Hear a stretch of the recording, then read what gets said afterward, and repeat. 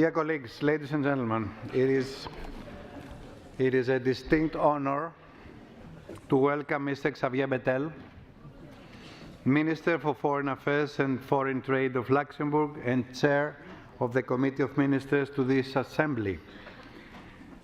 Dear Minister, dear Xavier, you are no stranger to European institutions, we all know that. Having visited Strasbourg on several occasions, in 2018, as far as I remember, in your capacity as Prime Minister, a position which you served for a long time for your country, you addressed the European Parliament, presenting your vision for the future of Europe in the presence of your compatriot Jean-Claude Juncker at that time, who was President of the European Commission. Today, you return to address our Assembly as part of Luxembourg's presidency of the Committee of Ministers. Minister, Luxembourg serves as a leading example of a state committed to fostering the concept of living together. You have made this commitment a cornerstone of your presidency, and I commend your dedication to promoting a more equal and inclusive society. This afternoon, you participated in a seminar on the responsibility of men and boys in combating gender-based violence against women and girls. It is crucial for opinion leaders like yourself to set the tone and act as role models for fostering positive behavioral change. Under Luxembourg's presidency, the Committee of Ministers of the Council of Europe is to prioritize key issues central to the Assembly mission to ensuring the effectiveness of the European Court of Human Rights, strengthening the rule of law, and advancing the rights of the most vulnerable, especially children and young people. Since my election as President of the Assembly, I have had the opportunity to visit your country twice. I was able to witness and appreciate the strong partnership between the Council of Europe and Luxembourg. This partnership is vital in addressing Europe's most pressing challenges, defending democratic principles in the face of growing external and internal threats. Luxembourg's leadership of the Committee of Ministers, rooted in a profound commitment to European solidarity, inspires confidence that our joint efforts will achieve meaningful outcomes. The Assembly, dear Minister, looks forward to continuing its engagement with the Committee of Ministers as we work collectively to advance the core values that unite us. Having said that, I thank you for joining us today, and I invite you to take the floor.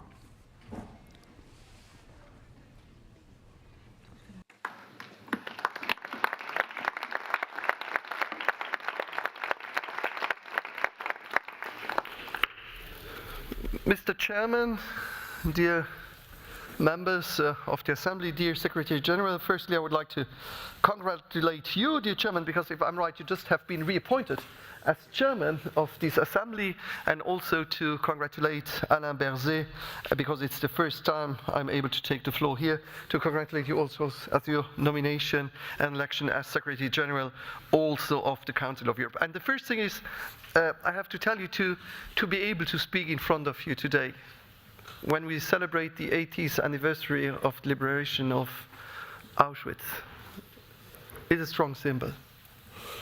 Because I will come later on that, but let me start with a personal touch. When we realized that in 1945, the Russian army liberated us, how the situation is today on our continent. And when we thought that peace was granted forever, how the situation is on our continent today. Just to remind that important date. So firstly, I will do the job as a presidency, and I got speaking points written by my team, so not to forget what I want to say, and allow me afterwards in a second term to speak also more personally about the political situation, and also how I see how this Assembly can be useful with the Council of Ministers to trying to avoid what I just spoke a few seconds ago. Nous avons At our most recent meetings, the main priority on the occasion of the 1000th day of the war, the Committee of Ministers adopted a declaration reiterating its condemnation of the war of aggression waged by Russia, violating international law in a flagrant fashion, and reaffirming its resolve to continue supporting Ukraine. And we recalled the importance of accountability for the crimes by Russia and Ukraine.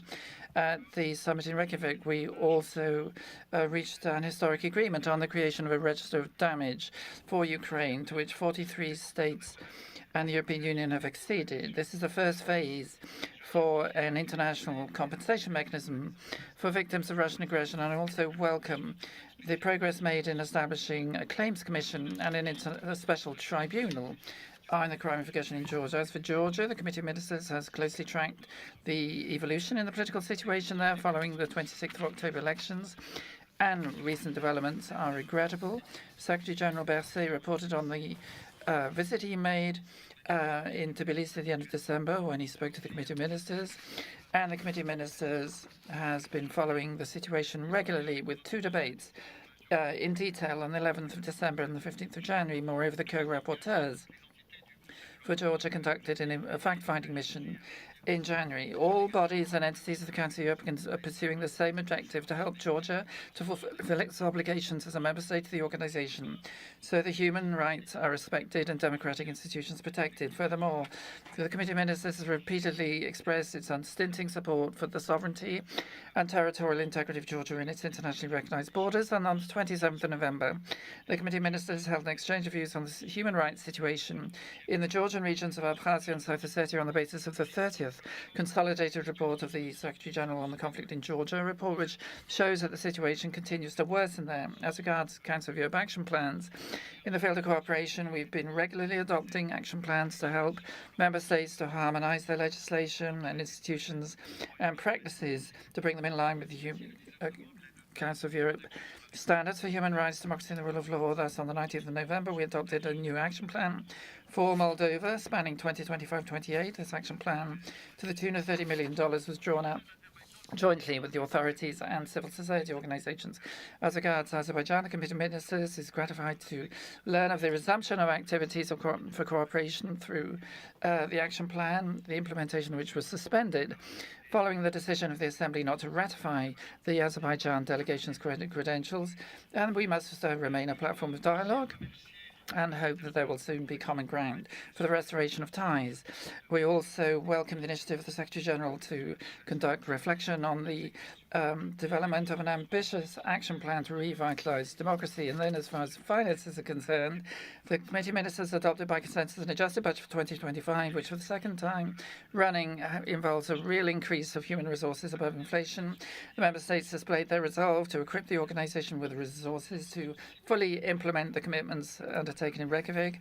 Targeted increases have been granted for the European Court of Human Rights, execution of judgments, the Council of Local and Regional Authorities, Youth, Environment and AI. And then the last issue to be stressed is the execution of judgments. From the 3rd to the 5th of December, the Committee of Ministers held its fourth quarterly meeting on human rights, devoted to monitoring implementation, execution of the judgments of the European Court. The committee adopted 42 decisions on 19 states. In the Kavala versus Turkey case, the applicant is still in detention, notwithstanding repeated appeals for immediate release and the finding of a violation of Article 46(4) by the court. The committee welcomed the second high-level technical meeting held in Ankara in October 2024. It's now for the Turkish authorities to pledge to obtain results. In another Turkish case, the committee requested the immediate release of Selahattin Demirtas and Yüksel Şenolu. Forgive my pronunciation, says the Speaker. For the credibility of the system of the Convention and our organisation as a whole, it is imperative that all Member States fulfil their obligation to execute the Court's judgments. As for the interinstitutional dialogue, the Joint Committee will be held on 30th of January. We restate our will to maintain and strengthen good relations between the Assembly and Committee Ministers. Now I've done my duty in conveying the key messages as President of the Committee of Ministers. May I add a personal touch, and I would be remiss not to talk about it. Firstly, something you may not know is that our Assembly is one of which I always wanted to be a member. Ever since my youngest age, when I was first elected, I always wanted to be a member of the Parliamentary Assembly. I've never managed it. It's always been a closed shop for a few parliamentarians, and I couldn't get in. So I've done everything possible now to come before you and speak today by doing something else. And the Luxembourg presidency is very dear to me. Luxembourg is a country which is not the largest on the map, as we all know, but it's a country for which working together with neighbours has been the success of the country. We began with Benelux. People tend to forget it, but it was one of the first groupings with agreement with Belgium and the Netherlands to do something together. We then had the agreement on coal and steel. Highest authority. Nobody knew this. Nobody wanted the European Commission in the early stages. And if Luxembourg said you don't want it, well, we'll do it. And we'll hold it in our country. And that's how the high authority began in Luxembourg, because we believed in multilateralism. And today, when you see the number of countries who want to join Schengen, you'll plenty of people criticize it. But when you join Schengen, it meant signing on a boat in Luxembourg where there were no ministers, just secretaries of state. Nobody believed in Schengen. No head of state or minister attended. They all thought it wouldn't work. Now look at the success of Schengen today. So my country is one of those countries which believes in multilateralism. And today, whether it's before my Luxembourg colleagues and before the ambassadors and before all of you, dear elected members, I have the deepest respect for the Parliamentary Assembly, as for 14 years I was a parliamentarian. And I know how exchange of views and listening to each other are more and more rare today. And we wanted a logo. It's a logo which you can see. It's Xavier who produced it. He was deported. And I want to talk about the Second World War. It was waged in our country, and he was told what was good for him and what was good for everybody else. You cannot accept that some people, because they're bigger or stronger, can decide what's good for somebody else. And I say this as the national of a small country. I say it as the representative of sexual minority. And I say it as a member of a party which is not the largest party in our country. And I say this vis-a-vis other people who are involved in politics. Who say I'm the strongest and I am entitled to impose what's right on somebody else. And it's your Assembly President today which must remind each and every one of the rules. Because let's not forget that the European Convention on Human Rights is the bedrock of this Assembly, wishing to build something around human rights and a place where we could discuss things together. And in the Committee of Ministers, my ambassador almost had a heart attack when I didn't read out his speech. But it's simply because we had Austria sitting between Armenia and Azerbaijan in alphabetical order, just because of alphabetical order. And today we're risking another conflict on the European continent. Then we have Serbia around the table.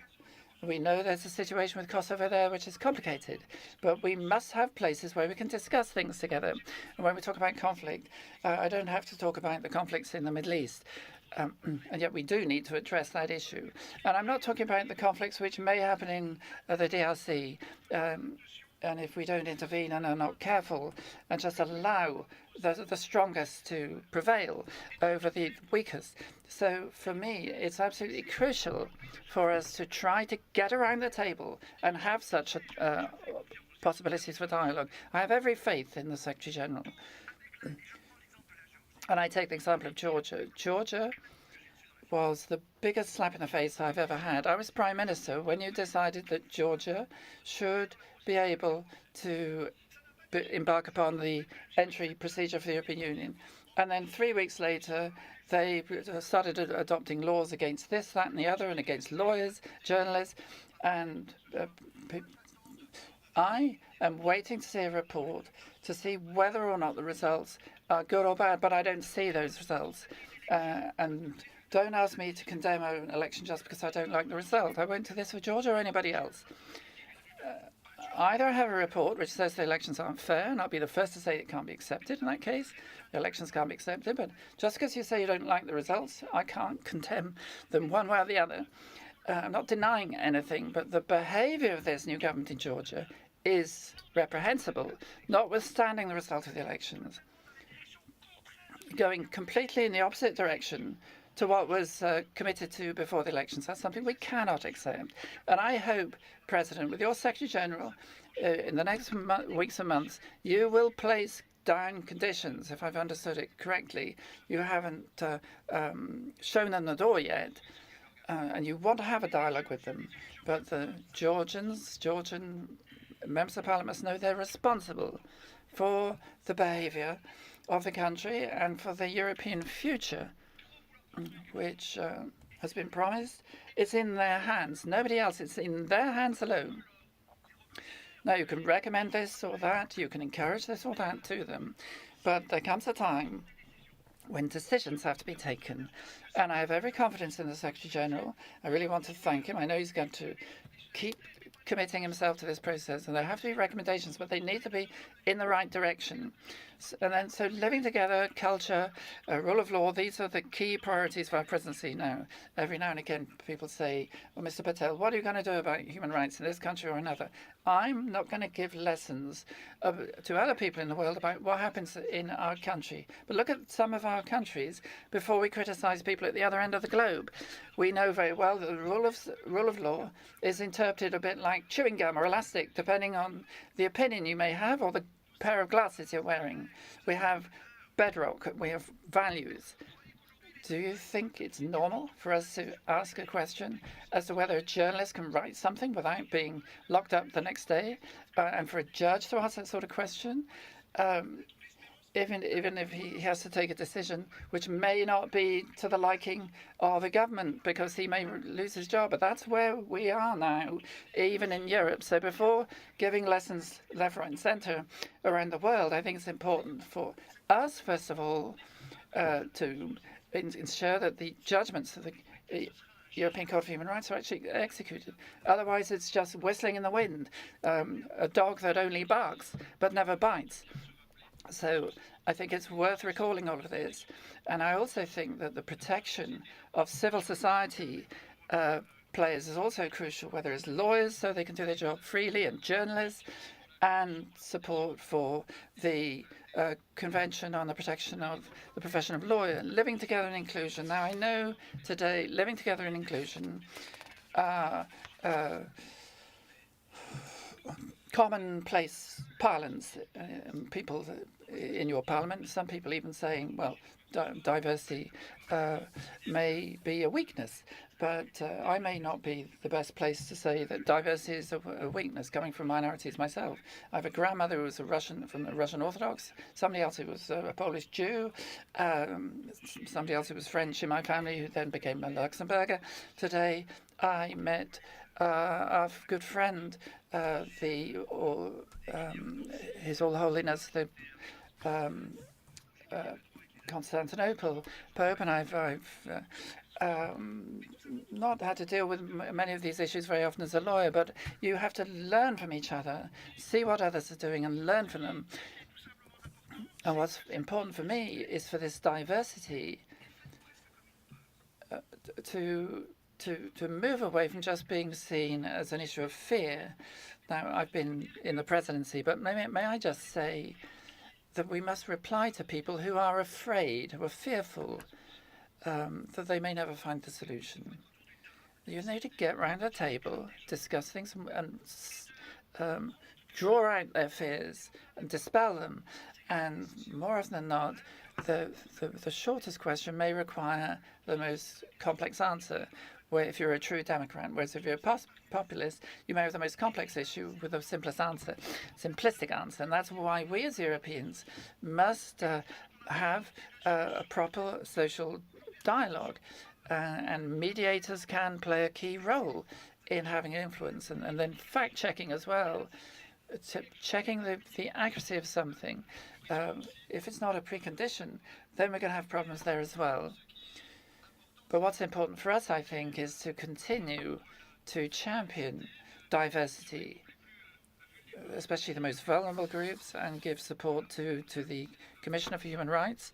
And here we're marking the 25th anniversary of that office. And then there's culture.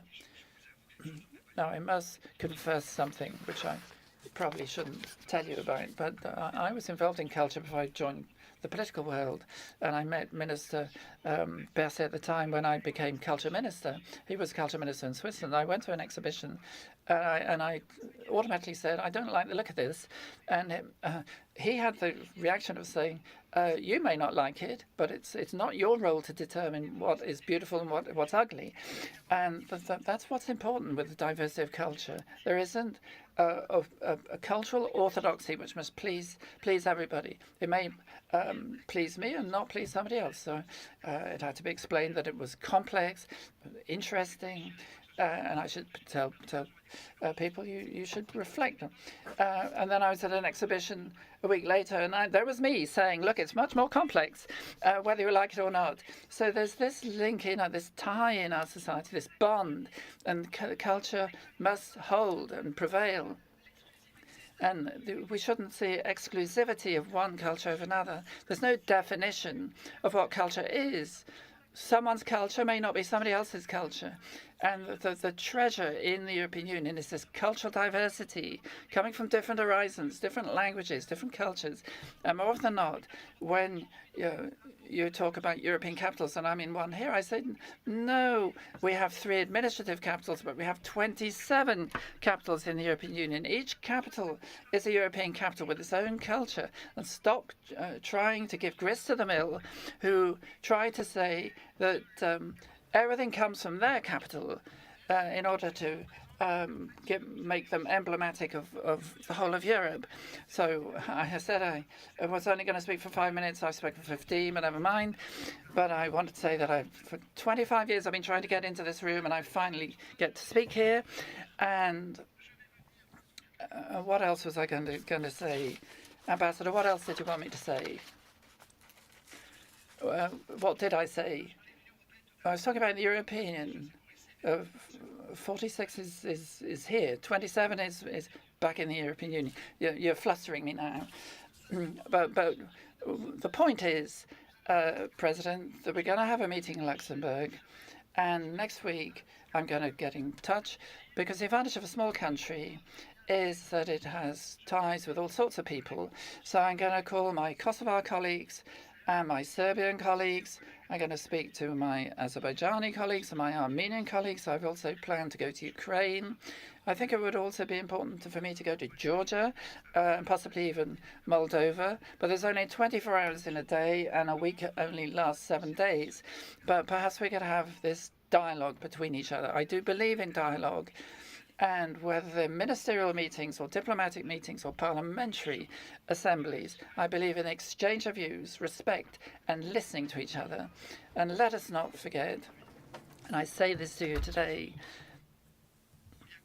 on this day where 80 years ago what happened, it is men and women who were the butchers of other men and women, not machines.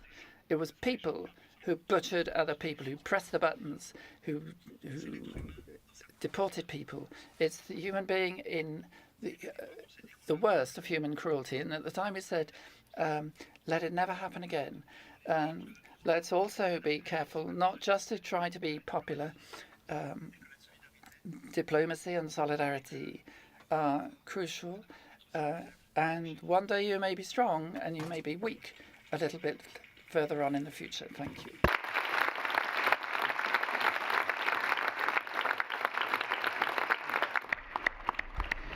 Oh, so many things I could say. Dear Xavier, you blew up my mind. But I have to stay neutral. I cannot express myself. But on my capacity, I can assure you that we can fulfill your early years dream when we will create this association of alumni of this assembly and friends. You will be an honorary member. I can reassure you. So thank you so much for your communication. And now we will hear questions on behalf of the 5 political groups. Please, dear colleagues, limit your intervention to 30 seconds. And I will start with Mr. Stefan Senach, the representative of the Socialists, Green and Democrats. Stefan. Dear Minister, lieber Xavier, We know each other so long time in the Union for the Mediterranean. You mentioned Serbia and Kosovo. This assembly did her job. We prepared that Kosovo can be member of this assembly. But we are waiting that the Council of Ministers will follow this step. And I heard that you invite Serbia and Kosovo to Luxembourg, and I hope that the Council of Ministers set up the next step that we can welcome Kosovo in our assembly.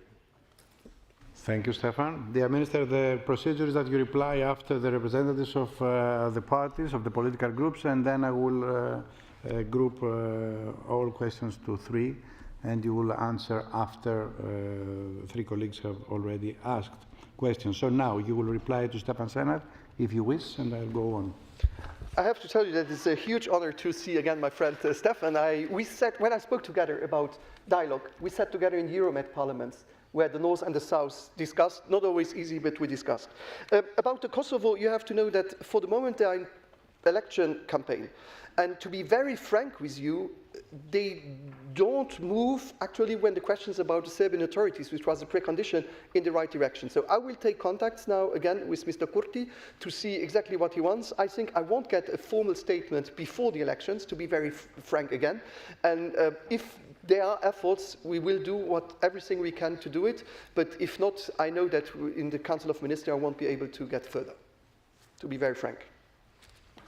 Thank you, Minister. On behalf of the EPP Group, Ingrid Skau.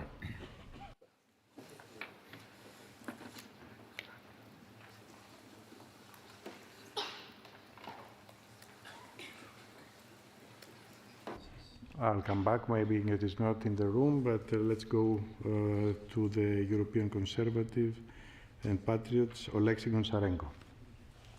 Yes, thank you. Thank you. Thank you very much. My question is about Ukraine. Now the most important process of the last decades is starting, the peace negotiations and attempt to establish peace after Russian aggression against Ukraine. It's great that US President Trump is leading the effort, but my question is, where is Europe? Where is European role?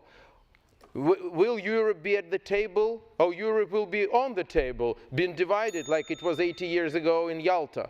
We don't need a new Yalta, we need new Strasbourg, and we need Europe to be self-reliant. So what is the role of Council of Ministers and our organization, Council of Europe in general, and security guarantees for Ukraine? That means security guarantees for Europe. Your opinion on this and what will be done? Thank you. Thank you, Mr. Minister, you have the floor.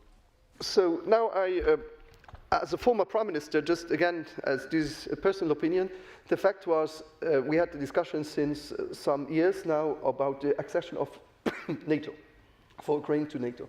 As you know, that for some of the countries, the precondition of having a ceasefire would be one, not to have Article 5 directly applying for Ukraine. There is a discussion, and now I take my cap of Minister of Foreign Affairs in the Council, about also peace projects, and armies in Europe as European Union is on the agenda, could be a guarantee for the moment. I can tell you that the only way we could support a peace project with Ukraine, about Ukraine, is with Ukraine. If there is a will from President Trump to have discussions about peace in Ukraine without Ukraine, I think this would be not acceptable, neither for European countries, neither for Ukraine. You said it by yourself, they fight for us, and so if there is a peace plan, there should be a peace plan not about Ukraine, only with Ukraine and not without Ukraine, and there is a risk for the moment. Thank you, Minister. On behalf of the Liberal Democrats, Sabina Kudic.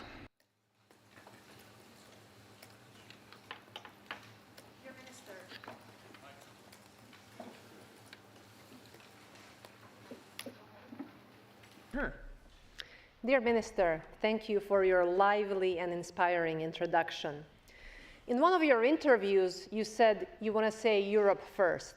While considering that we are in the Council of Europe, we want to say, well, for us, Council of Europe first. In light of emboldened, we would say extremist forces around the world and growing challenges to human rights, do you think that the Council of Europe should use this opportunity to take an even stauncher stand and more deliberate stand towards the perpetrators of those violations and use increasingly its mechanisms of not only for dialogue, but also for punishment of those member states who fail to meet the standards of the Council of Europe. Thank you. Thank you. Dear Minister, you would like to respond? I always think that punishment should be the last. Sometimes we have the feeling we start to punish and then we start to discuss, which is for me personally an error. We should always have goals, and if goals are not fulfilled, then to say that we cannot accept this and this and this. But very often we punish and then we start to discuss. You spoke about Europe first. I just said that when I have the replica to America first should be Europe first. But my replica to America first is not America alone. Because Trump's elector, when they voted for Trump, a lot of them voted for him because they are against the inflation, because the prices raised in the United States. And believe me, if the answers to all the questions is new taxes for imports, at the end of the day, America will have a big inflation. And this is, I think, not what Donald Trump also wants. So we need discussions, we need negotiations. The fact is, we just, as European Union, very often, and I see it as a member of the Ministers of Foreign Affairs, we are 27 around the tables. I wouldn't say we have 27 positions, and we have 49 here, 46 here. But very often, we have blocks of 4 or 5 different positions. And at the end of the day, foreign affairs, it's just when we have unanimity. And so at the end of the day, what comes out is the strict minimum. And that's the problem of the European Union. In the States for the moment, or in other countries, when one man is saying something, the world listens, and in Europe we try to get, but I prefer, I'm honest, I prefer to have long discussions and trying to find compromises than having one person deciding everything for all the others. But I think the answer of Trump, of President Trump, it's that we should see where we can find agreements, but believe me, America first doesn't mean America alone, because America wouldn't be able also to stay alone. We are partners, and I still believe that we will be partners. We had already 4 years of presidency of Donald Trump. We were able to continue to work on, and you see that still Europe is functioning. So I'm confident that we will be able to be. The only thing is, what I'm more afraid of is when I spoke before about social medias. If now the regulations will be no regulations for social medias, everybody can say what they want, because as soon as you criticize that you should have at least fact and checks, and then you have the controls of what you publish and everything. If this has to be banished, then we have a problem because we don't play with the same rules, and this will be very, very complicated. But at the end of the day, we should maybe also think that a question of educating people to what they read is something we should also have more critical. And I saw it during the COVID period when I got threats from people who, because they saw on Instagram or on Facebook that we were injecting to them poison and et cetera, et cetera. I don't want to open the debate here about vaccines or not, but just to tell you that we see the influence of the social media. And I think this is something we should also, as European, regulate, but we should also innovate. Why are we also, as European continent, always regulating? Because the other innovates. I would be proud once when we would innovate and some others would have to regulate. But for the moment, it's just the opposite. Thank you, Minister. On behalf of the United European Left, Laura Castellaro. Yeah, thank you, Chair, dear Minister. This year we celebrate the 75th anniversary of the European Convention of Human Rights, and 2 years ago our member states committed to the Reykjavik Declaration, the Reykjavik Principles. But we are facing dark times littered by arrogance, oppression, cynicism, instead of diplomacy, tolerance, dialogue, respect for rule of law and human rights. We, the Council of Europe, are witnessing how apparent democracies, as Trump's administration, are threatening the international law and multilateralism. So, taking into account the fragile balance of diplomacy, is the Committee of Ministers worried about these threats? How is the Committee of Ministers preparing for these challenges? Thank you, Minister. Thank you, Laura. Mr. Minister.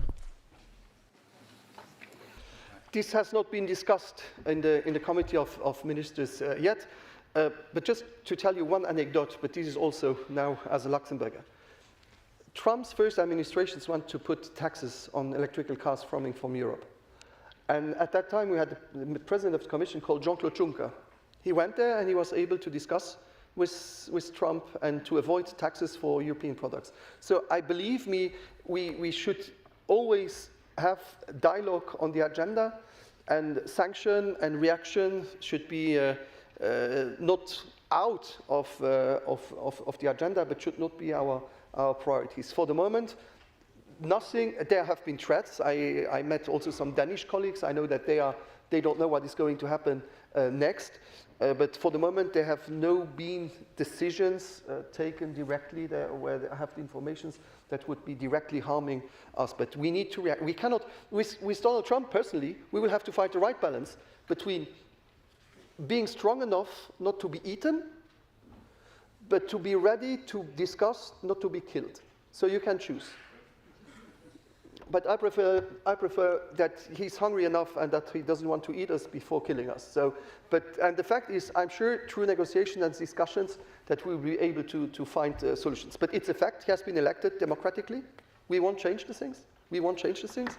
And I prefer to see how we can work together and instead of just how we can fight against each other. Europe is too hard to die or to be beaten, dear Xavier, but it's okay. I said Europe is too hard to die or to be beaten. Now, on behalf of the EPP group, Mr. Pablo Hispan, the leader of the group. Thank you, President. In the last 75 years, this institution has seen a lot of different initiatives that have grown in Europe. The last one, some couple of years ago, was launched by the French President, the European Political Community. How do you see the coexistence between this institution and this new political initiative? Thank you. Thank you, Pablo. Mr. Minister. Moi, je crois sérieusement, vraiment.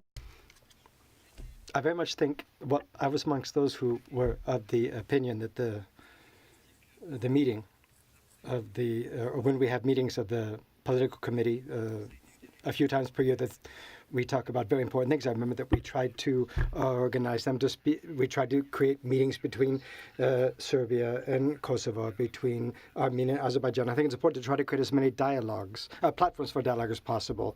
And we can do this. This was one time with members of the parliament that would meet, and the other time with the politicians. And this might lead to a certain amount of confusion. If you ask people whether or not they know what the Parliamentary Assembly of the Council of Europe is, I think most people are going to think that it belongs to the European Parliament or is part of that. And if you talk about the European Parliament, then people think that it's the Council of Ministers. So people confuse these things. And we who are making advantage of the utility of those different assemblies and meetings, where we're able to talk about certain issues that we wouldn't be able to deal with in other assemblies.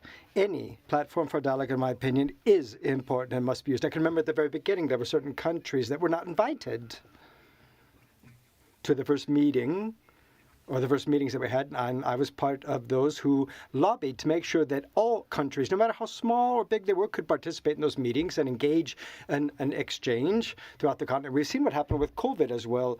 The problems are not national in nature. Mostly they are trans-border problems, and we need to come up with joint responses to these problems as well. Thank you. Respected Minister, the Democracy Reporting International Report for 2024 for the EU member states says that the same failed to completely implement the verdicts from both the European Court of Human Rights and the EU Court of Justice. We have Romania and Bulgaria on top of the list, and the oldest verdict to be implemented dates back to 2006. This seriously undermines democracy and the rule of law in the EU and casts a serious doubt and increases the Euroscepticism among our nation. Do you have any mechanisms to influence national governments, or maybe even a certain plan that will justify the existence of the European Court of Human Rights and that its decisions are not reached formally, but their implementation is also expected and obligatory? Thank you. Thank you, Becerra. Armen Gevorkan is next. Mr. Minister, 2 weeks ago, a show trial of the Armenian leadership of Nagorno-Karabakh began in Baku. This is not only a disregard for international law, a bleeding tragedy for the Armenian people, but also a humiliation for the Council of Europe, whose member ignores the basic values of the organization and remains unpunished. The regime in Baku is isolating its own people from civilization, building a medieval, despotic regime rooted in national extremism. There can be no fair trial for Armenians in a state where there is no justice even for its own citizens. How can the Committee of Ministers stop this shameful process? Thank you. Hainalka Juhats is next. Thank you, dear Mr. Minister. It is shameful and horrendous development that 8 decades after the Holocaust, we still need to encounter anti-Semitism. For this very reason, it is commendable that the presidency of Luxembourg choose living together, fostering mutual respect and understanding in all diverse societies as one of its chairman priorities. My question, Mr. Minister, as follows: how would you feel the work and the content of the resolutions of Parliamentary Assembly on combating against anti-Semitism as an added value during your presidency? Thank you very much indeed. Dear Minister, would you like to respond to these 3 questions?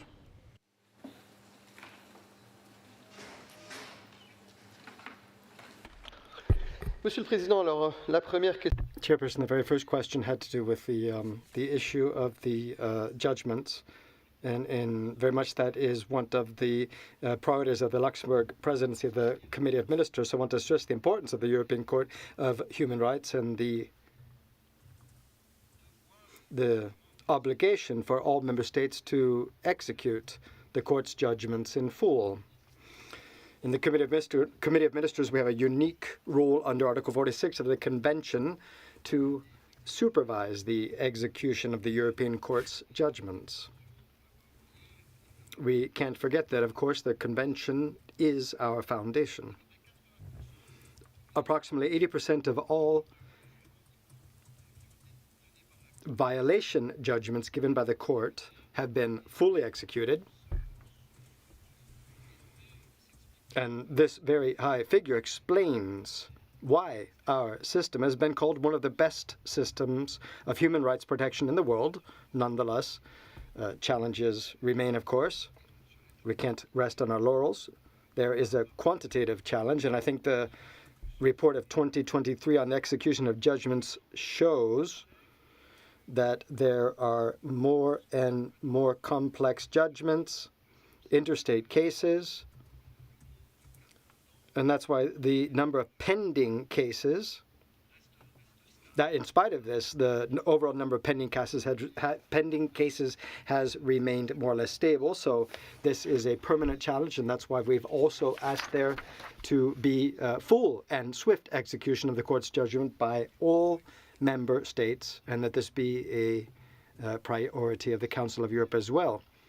Following the second question, the people in Azerbaijan must enjoy all of the rights guaranteed by the Council of Europe, including a free, a fair trial. If this is not respected, they have the right to bring this before the European Court of Human Rights, and we don't forget them, even though this often, unfortunately, does happen afterwards. Some judgments have been given already, but it's important to emphasize this point there. And the third issue had to do with anti-Semitism, and it was as I said before, we've had an exchange in November 24 with the ambassador from the United States for the fight against anti-Semitism on the 9th of April that year. And we had a meeting in Luxembourg about anti-Semitism, and this will be this exhibition as well that we're having will be visitable in Luxembourg at the Grand Palais on the 8th and 9th of April. And I would say what I said at the time of those meetings as well. Intolerance exists.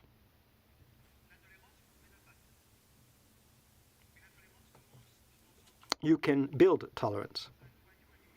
But sometimes it can build in a very small area of families and friends in sports associations, the people around you. It's not always beyond in front of an assembly where it happens, but sometimes it can begin in a very small place. And if you want to build tolerance, it's there where one have to do that. If someone makes a racist joke, homophobic, xenophobic joke, for example, you can say, no, it's not funny. You don't have to necessarily explain anything. If someone makes certain racist statements, for example, you can show that you're not in agreement with them. If within your own family you do not react, for example, to these, if you don't react in your workplace, if you don't react with your friends, for example, then you're validating those comments. So yes, tolerance towards intolerance. Well, let's remember that this type of lesson begins very much at home. Gauthier is next. Merci, Monsieur.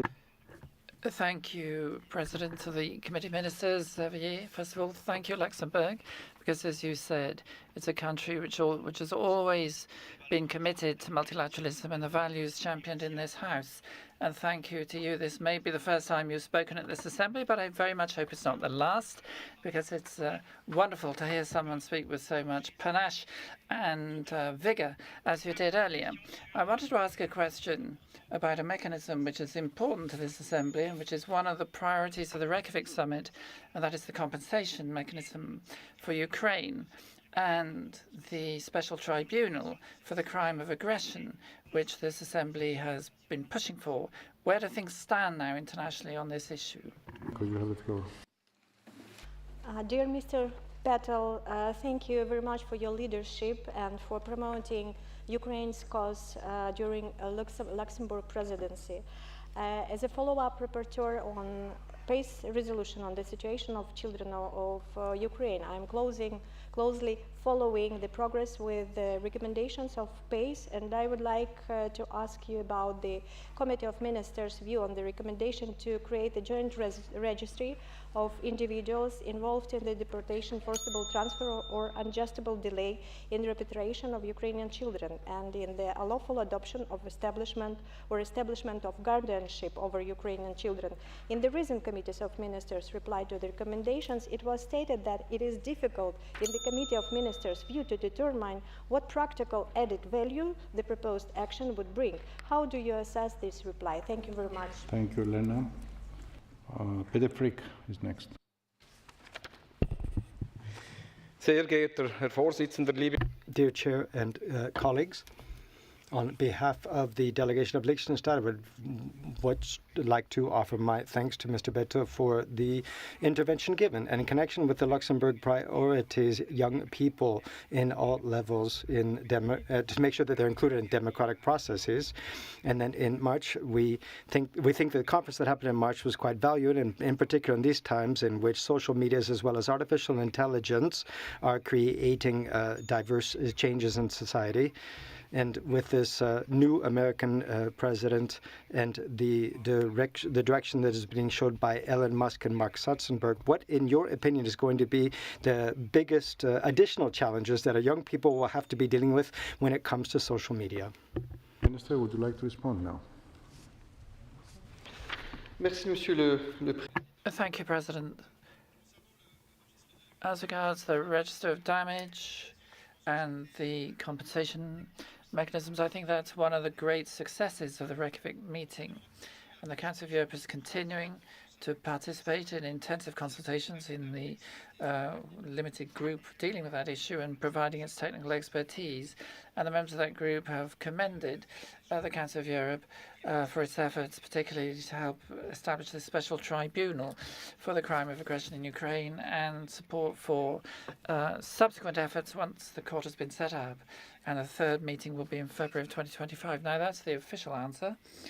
And now, on a personal footing, I hope we'll all have the same position. If one day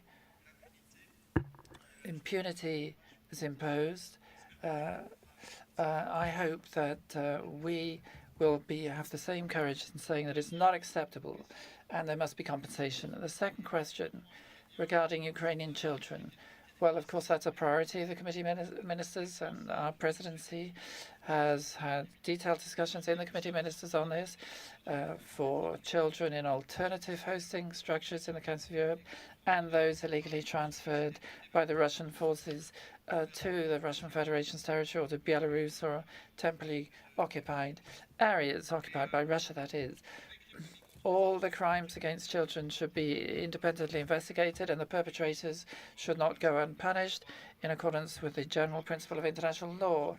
And in addition to this work, there's also been efforts made to get the return of Ukrainian children, and we've been working very closely on that area. Last year, the Secretary General established a focal point for this and established a special envoy for Ukrainian children. The mission of that person will be to coordinate actions to guarantee their fundamental rights in Ukraine and in other member states alike. As regards to the last question from our colleague, Mr. Frick, well, the digital era has redefined the democratic participation of youth, and there are several dangers which loom, whether it's hate speech, as I said earlier, or disinformation, or cyberbullying, or manipulation by algorithms. These are all different issues. They're all different. And the first thing, for example, hate speech, liking something on the internet is very quick to do, but that doesn't mean condemning. It means liking a post, and you see this sort of gold rush for likes. We all know how we appreciate this as politicians, but we may not be aware of the wrong that may embody, especially for young people, especially when there are posts which are not made with the consent of the person being targeted. So that's the first thing when it comes to hate speech. Then there's cyberbullying, and then we also have disinformation. And when it comes to disinformation, fake news, let me also talk about manipulation, because they're very close to each other. We're living in a society, members, where most young people are not ready to pay 200 or 300 euros a year to subscribe to a newspaper, because on the internet they're on Instagram, they're on something else, and clicks and bytes, and the Le Soir, Le Monde, Le Figaro. I mentioned Le Soir because I'm from Luxembourg, and most of the time you have journalism which is free of charge. So proper journalism is almost improper for some people. So if we're going to combat disinformation, first of all, there needs to be education, as I said earlier, but also we need to enjoy professional journalism, because if you don't invest in professional journalism, that means leaving the field open to those who exploit social media to spread whatever they like. So we've been involved in this process for promotion of democratic participation and renewal of commitment to young people in the democratic process. And on the 22nd of January, there was an informal meeting of the Committee of Ministers on participation of young people in the digital era and developing critical thinking and analysis vis-à-vis the information young people receive. And there is also going to be a high-level meeting to be held from the 19th to the 21st of March. And I'd like to thank Mr. O'Flaherty, the Commissioner for Human Rights, regarding his statement about fact-checking. Believe me, as a former Prime Minister, it's not just young people that need to be educated in social media. There are the oldies too. Thank you. So, dear colleagues, it is time now to thank Mr. Bettel for his address to our Assembly and for the answers given to the questions. Dear Xavier, thank you so much for being with us today.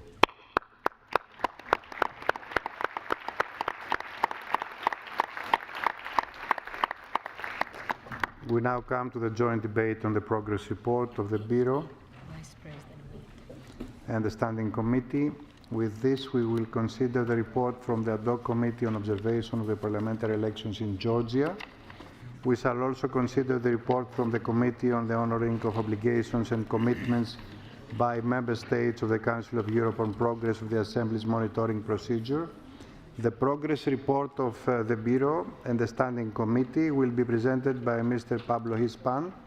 The second report is titled Observation of the Parliamentary Elections in Georgia, presented by Mr. Julian Bulai. The final report on the progress of the Assembly's monitoring procedure will be presented by Mrs. Anda Kalina Lukasevica.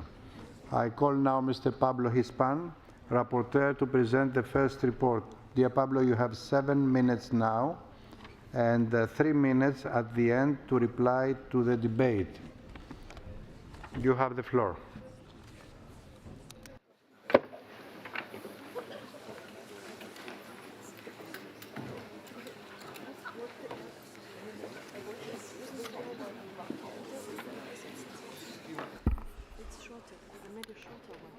No, but I have now 7 minutes.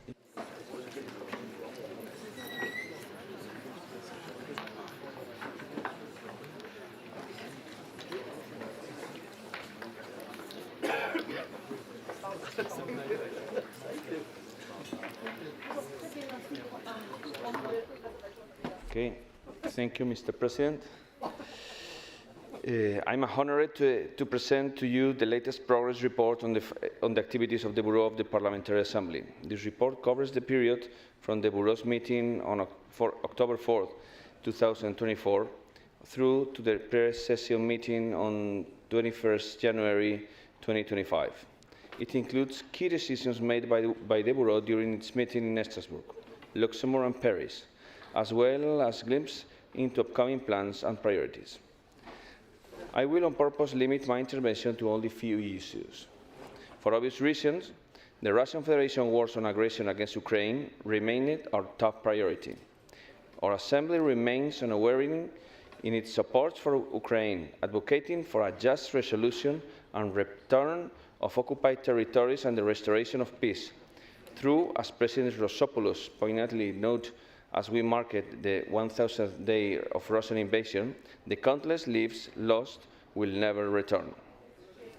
As the third parliamentary summit of the International Platform of Crimea in Riga, President Rosopoulos emphasized the importance of the international registered damage as the vital tool in holding perpetrators accountable. Relying on our Assembly position, he called for the establishment of an ad hoc tribunal specifically for the crime of aggression, urging the 42 countries and organizations involved to act swiftly. In Luxembourg, the Standing Committee discusses serious concern about Georgia, where the government suspends EU accession negotiations, going against early promise. The Assembly condemned the violent repression of protests and misuse of Russian laws against demonstrators. We continue to urge Georgia to uphold European values and commit to reforms that strengthen democracy, not to weaken it and respect the human rights of all. In response to these concerns, the Assembly has tried to engage in a constructive dialogue with Georgia, its authorities, democratic forces, and civil society, especially the youth. The recent visit by the Assembly's monitoring co-rapporteur has provided a vital opportunity to continue this conversation and see how the situation has worsened in an unacceptable situation. The issue will be discussed further by our Assembly during this part session, and Julian Bulai will present a few minutes the report on the observation high contested elections.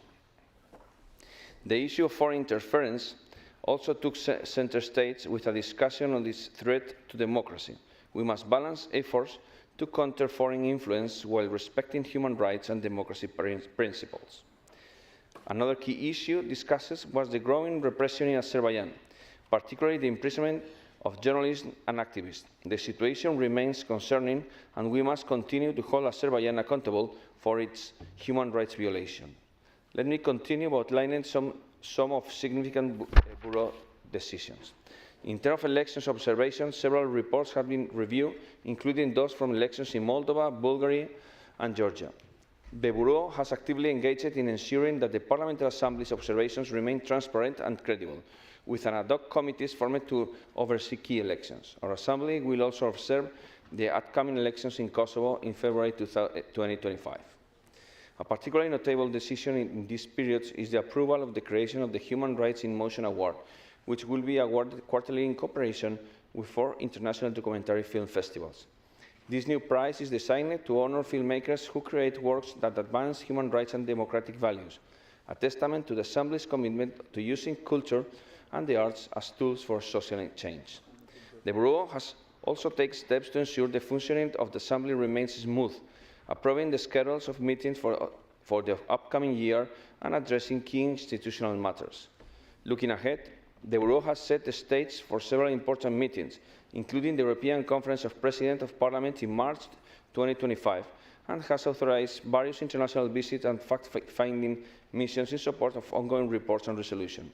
Notably, an ad hoc committee will soon travel to New York to participate in the Commission of the Status of Women, and there are also plans for committee meetings in Latvia and Norway later in the year.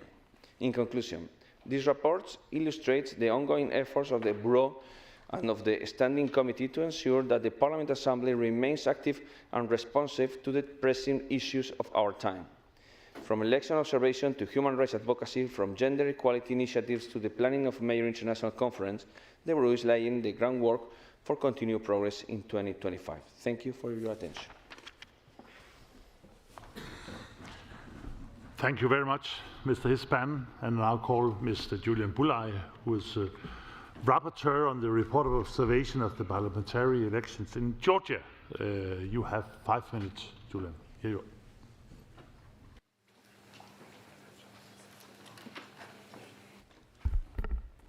Dear President, dear colleagues, the report on the observation of the 26th October parliamentary elections, which I have the honor to present, was published last November.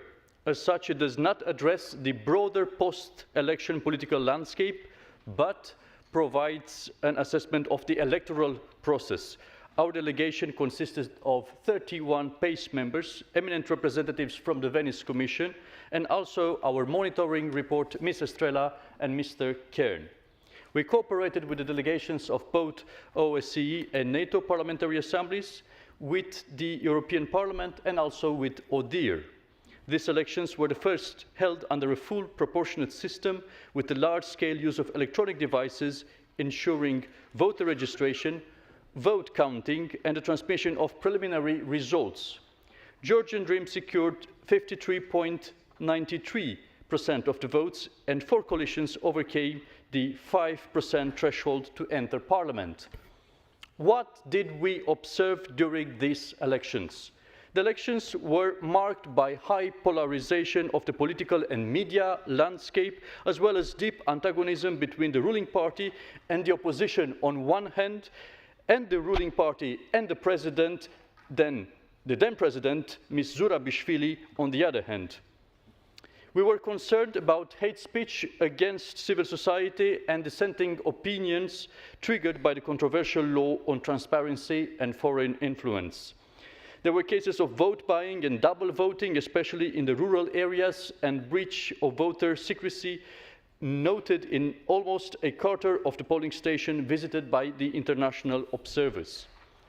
The presence of cameras of the ruling party, Georgian Dream, in the polling stations and intimidating people in front of the polling stations, tracking and possibly controlling voters, triggered a feeling of the big brother is watching you in Georgia. Overall, our delegation was concerned about widespread climate of pressure and party-organized intimidation before and during the elections, especially in rural areas, and breach of voter secrecy. There are also questions about the impartiality and independence of certain state agencies responsible for implementing the law, which contributed to an uneven playing field. We concluded that these issues had significantly undermined the fairness of the electoral process and trust in its outcome, and had challenged the legitimacy of its results. There were serious doubts about whether the electoral environment provided the necessary conditions for a fair election, free from intimidation and undue pressure. In addition, credible and consistent reports from domestic observers following the election further raised concerns about the correctness of the election result. That means whether the election results truly reflected the will of the Georgian voters. In response, The opposition and civil society expressed deep mistrust in both the results and institutions and has, since then, continuously challenged the outcome of these elections. Since the publication of our report, we have witnessed a series of alarming developments. Georgian Dream has broken its electoral promise of a swift European integration. The massive demonstrations have been marred by violence and police brutality against protesters, as well as opposition and civil personalities and journalists, and their arrest for simply expressing their dissent against the shifting European course. The presidential election took place without true competition, and its legitimacy is also questioned by the society. Regrettably, these events only serve to confirm and reinforce the concerns raised by our delegation. The conclusions and recommendations in our report are now more relevant and urgent than ever. They are crucial for paving the way towards future elections in which voters can genuinely express themselves freely. We strongly urge the Georgian authorities to give these recommendations serious consideration, and that includes to revise the electoral framework following Venice Commission recommendations, improve voter secrecy and restore credibility and impartiality of the Central Election Commission and Anti-Corruption Bureau, highly politicized, by the way. Ensure swift, credible and transparent investigation to all allegations of vote manipulations, and restore a climate to genuinely competitive electoral campaigns, repeal the law of transparency and foreign influence, and to refrain from any rhetoric or actions that would undermine pluralistic democracy and risk violating the country's obligation as a Council of Europe member state. Dear President, dear all, my mandate ended on the election day. I've observed in the pre-electoral period, within the election day, and the coming days right after the election, but my mandate stopped then. And this is the report out of that observation mission. Now, the situation of the post-electoral environment in Georgia is very much worrying. The country goes towards an autocracy and is not going better after this election. And I want to use this opportunity to make two calls. First of them is to release those 53 political prisoners now being held in Georgia, out of which one is now under a hunger strike for 16 days, a journalist. Secondly, everything that we have experienced since November and since the publication of this report is putting a big question mark on the legitimacy of this election, then paving the way of this assembly and of this House to encourage the Georgian authorities in dialogue with all the forces to create and to work for new elections in Georgia in order to have a greater legitimacy of the governance, and a parliament that is functioning with also its MPs being present here, both power but also opposition. Thank you. Mr. Bulai. And now I will call Ms. Sandra Kalina Lukasevica, who is a rapporteur on the progress of the Assembly's monitoring procedure, to present the third report. You have 7 minutes and 3 minutes at the end to reply to the debate. The floor is yours. Can I have them? Yeah. Thank you, Mr. Chair, dear colleagues. Indeed, I have an honor and pleasure to present on behalf of the Monitoring Committee the report and draft resolution on the progress of the monitoring procedure over the last year. It has been an intense year during which many important developments that have affected the work of the committee took place. This week, our attention is dedicated to the events in Georgia.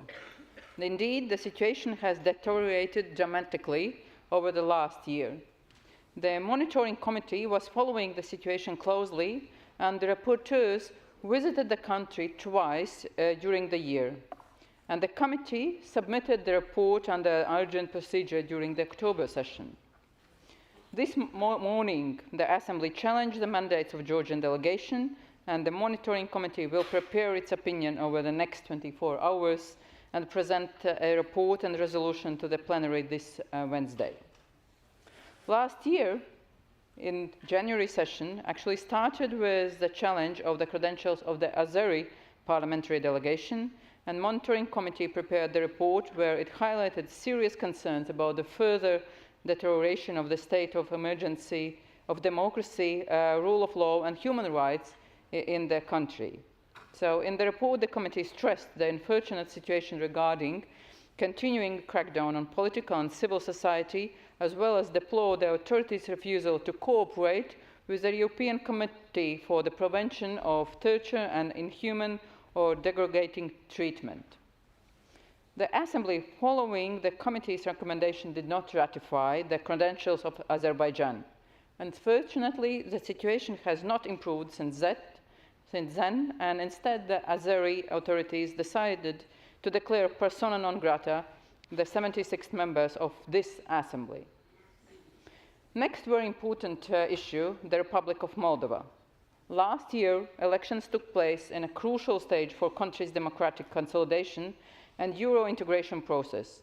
In the pre-electoral period, we have seen unprecedented Russia's interference in the Moldova's domestic politics and electoral process.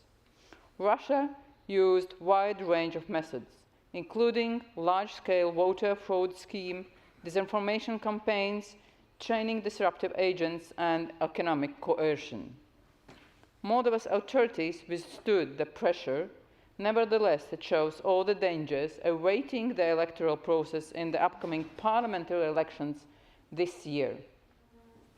Bulgaria has reached unquestionable progress in terms of the crucial reforms and legislative framework in the areas of the judiciary, the fight against corruption, the media, human rights of minorities, and combating hate speech and violence against women. Last year, Monitoring Committee adopted a draft resolution proposing the termination of post-monitoring dialogue. However, the debate had to be postponed because of the political dynamics and unexpected parliamentary early elections in 2024 again. But the last year has also been marked by many positive developments and progress in the fulfillment of obligations in many of the countries monitored by the committee. The Assembly followed the committee's recommendation to terminate the full monitoring respect of Albania and engage the country in the post-monitoring dialogue. The country should be congratulated on the progress made, and we expect that the positive path will continue. Dear colleagues, the committee's annual report focuses on key developments in the accession obligations and commitments of the countries for which the committee is preparing a report. It highlights progress made, concerns that remain or have emerged, and provides relevant and timely recommendations. I would like to stress that all the information I have provided on the various countries, all the findings and concerns are based on the conclusions of the respective rapporteurs following their visits, and the reports of the committee, as well as the discussions within the committee. Let me make this very clear. I have not included any information in this section that was not raised by the rapporteurs and discussed in committee. In addition, I have consulted each section with the relevant rapporteurs. Dear colleagues, at present, 10 countries are undergoing a full monitoring procedure: Armenia, Azerbaijan, Bosnia-Herzegovina, Georgia, Hungary, Republic of Moldova, Poland, Serbia, Turkey, and Ukraine. And 4 countries are involved in the post-monitoring dialogue: Albania, Bulgaria, Montenegro, and Northern Macedonia. As well, last year we had countries subject to periodic reporting: Greece, the Netherlands, Sweden, and Spain. The committee submitted to the Assembly 4 country reports during the reporting period on Albania, Armenia, Bosnia and Herzegovina, and Georgia, and adopted and declassified 2 information notes on 2 other countries, the Republic of Moldova and Turkey. It organized a number of hearings and continued remarkable cooperation with the Venice Commission, which at the request of the committee prepared 9 opinions on legislative acts in the countries under the monitoring procedure in the last year. I have to mention, however, that the rotation of rapporteurs and sometimes restricted availability of rapporteurs have an effect on committee's work. As a result, the preparation of several reports has been slowed down. We have to do our best to improve the situation.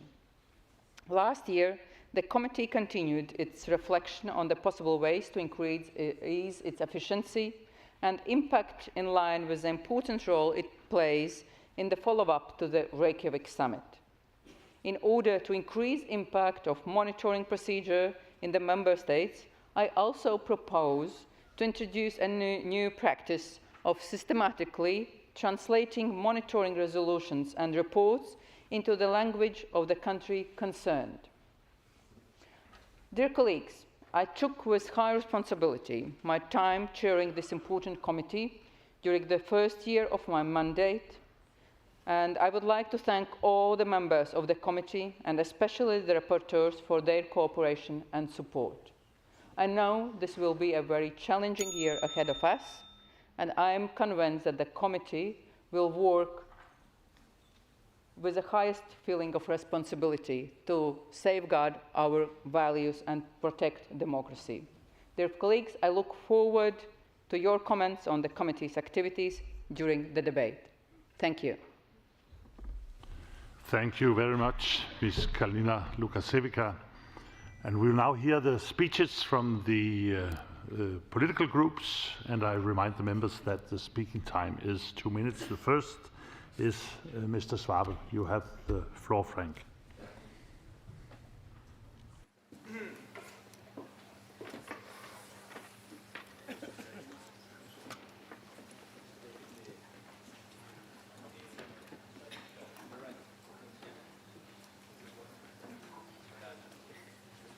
Thank you very much, Mr. President.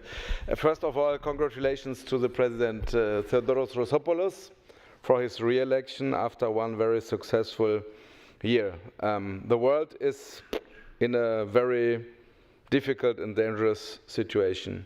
I don't know where we are in a few years.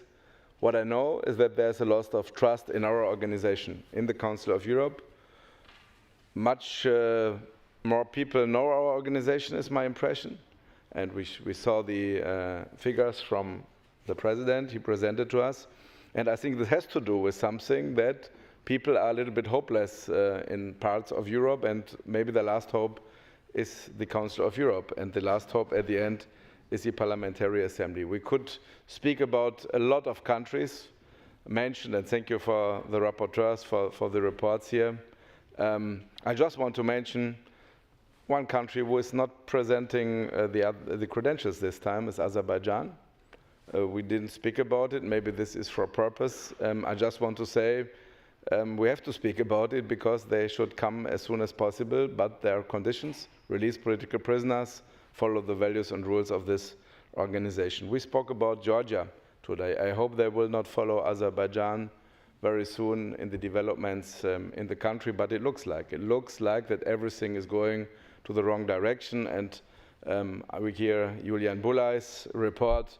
Unfortunately, there were really systematically widespread manipulations in these elections, and everything after the election is going into the wrong direction, so it's correct to challenge the credentials. And I want to say one word about Kosovo. Because we here, with an 82% majority, decide that this country should come on board in this organization, we give our opinion to the Committee of Ministers. You know, we are accused that we maybe exclude countries from this organization. No, we want to invite new members, and Kosovo is one of them, and we really ask the Committee of Ministers to give an answer to our opinion. Thank you very much. Thank you very much, Frank. And the next speaker is Mr. Nemeth.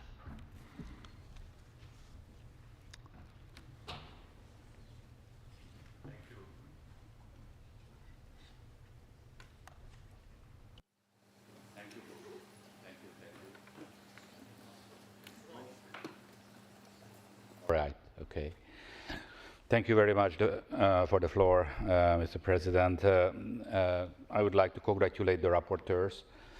Concerning Georgia, dear colleagues, yes, I think we need to talk about Azerbaijan as well. And last year, we have experienced a decision which we are still following.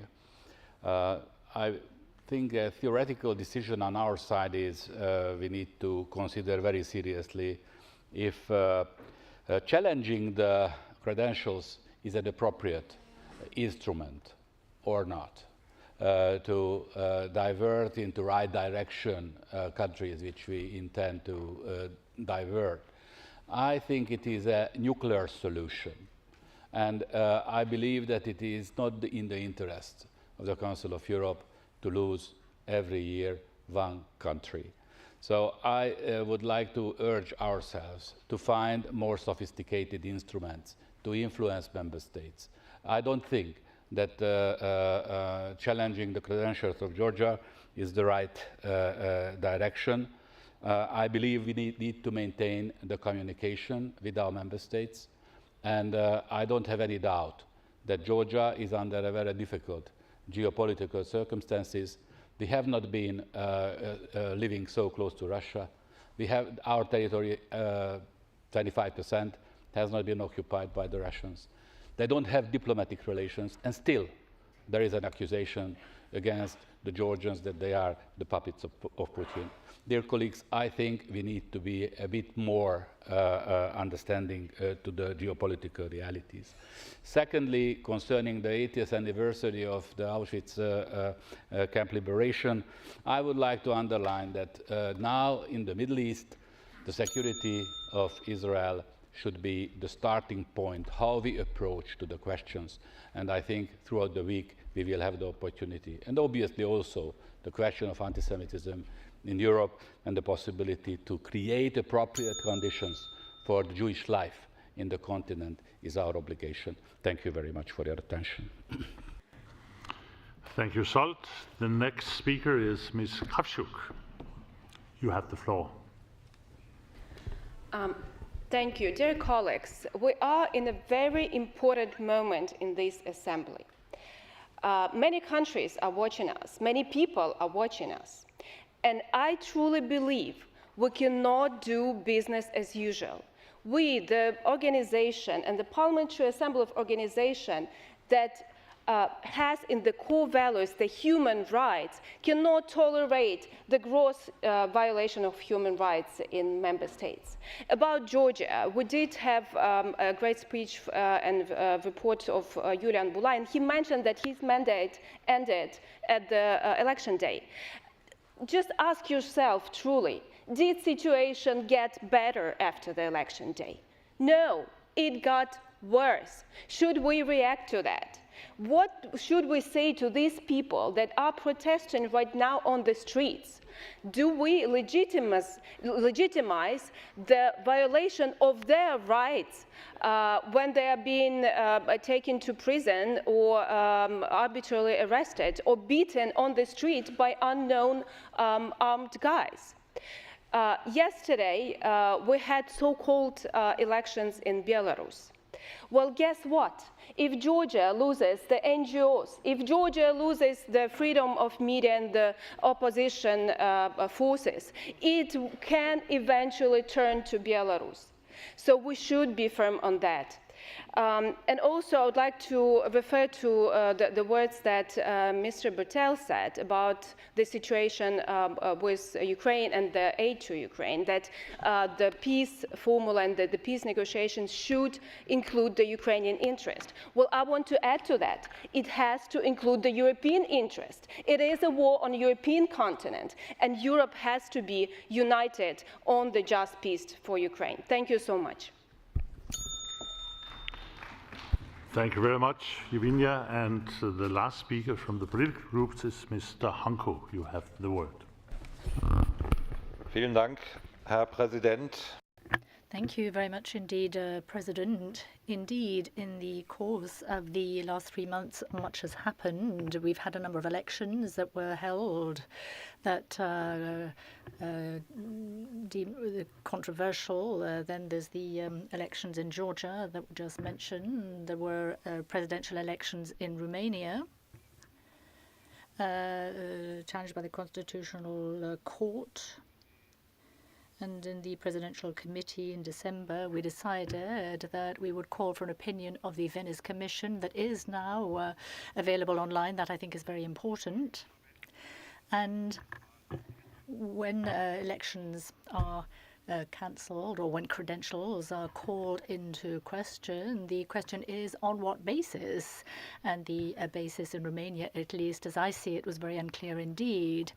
There were elections in Moldova, and there too I think there were problems, although there's less mention of that today. But I think the real issue, the main issue, is what our approach should be to the elections in Georgia. I was part of the electoral observation mission, and in fact I've observed a number of elections in Georgia, and I don't think there was much difference compared with past elections where irregularities were noted.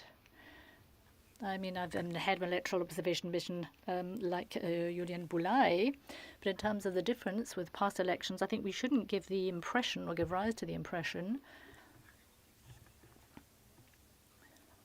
that because we don't particularly like Georgian Dream, that we're going to sort of challenge the results and call credentials into question. I think that would undermine the credibility of the Parliamentary Assembly of the Council of Europe. The ballots were counted 4 times, and all the counts returned that figure of sort of 54%. So I think I'd be a little bit more cautious, as Mr. Nemeth was saying, when it's a question of as fundamental an issue as this, a question of calling credentials into question. Then I think we need to be cautious. Otherwise, we'll find ourselves in an impasse, and in terms of the composition of this organisation. We missed one speaker from the political groups. From EPP, it's Mr. Penman. You have the floor. Yeah, thank you. Yeah, all 3 contributors, thank you very much for your status update, and I would like to express the support as a member of the EPP family regarding the following topics. One is the Russian Federation's war of aggression against Ukraine. Good that the Assembly remains unwavering in its support for Ukraine in a time of many uncertainties, with information that does not always seem objective or reliable, causing polarization in our society. There is much going on. We have to make sure that national boundaries, world order, the sovereignty of countries, and the democratic constitutional state and processes are respected. This also in order to ensure that human rights are not further challenged. And second, concerning about the Georgia elections you mentioned, regarding the election last October and the suspension of the EU accession renegotiations, it's good that the Assembly condemns the repression of protests, election intimidation, and the disregard for a fully open, transparent and fair democratic process with equal opportunities for all participants in the process. And as you mentioned, that also counts for Azerbaijan. Thank you, Chairman. Thank you very much, Mr. Panman. And now we'll go to the speaking list. And the first here is Lord Blenkertra. You have the floor. Please, David.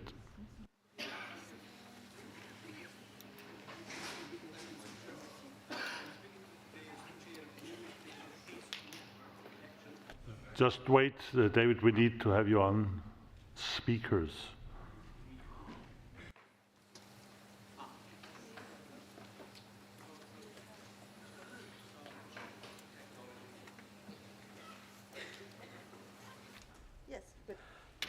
Thank you, Mr. Chairman. Sorry about that. Technology defeated me. I'm speaking to you today as the chair of the PACE network of election observers. Over the last year, PACE carried out 10 pre-election and election observation missions in 4 member states: North Macedonia, Bulgaria, the Republic of Moldova and Georgia, with 64 members from 28 countries taking part. Our long-standing partnership with the Venice Commission once again proved invaluable. Our election observation missions last year revealed rising political polarisation. Democratic standards are declining in parts of Europe, with new legal and logistical barriers that obstruct transparent voting and monitoring. Foreign malign interference, from campaign financing to cyber attacks, adds another layer of complexity, whilst new voting technologies introduce both efficiencies and vulnerabilities. To meet those evolving challenges, I believe we need to broaden the scope of our election observation. We should extend election observation to any member state experiencing instability and not just those under monitoring. Another crucial step is to address out-of-country voting and develop clear guidelines enabling PACE delegations to observe those procedures and to ensure that out-of-country votes are cast and counted with the same integrity of those at home. In addition, longer pre-electoral observation periods could play a pivotal role in detecting early signs of manipulation or interference.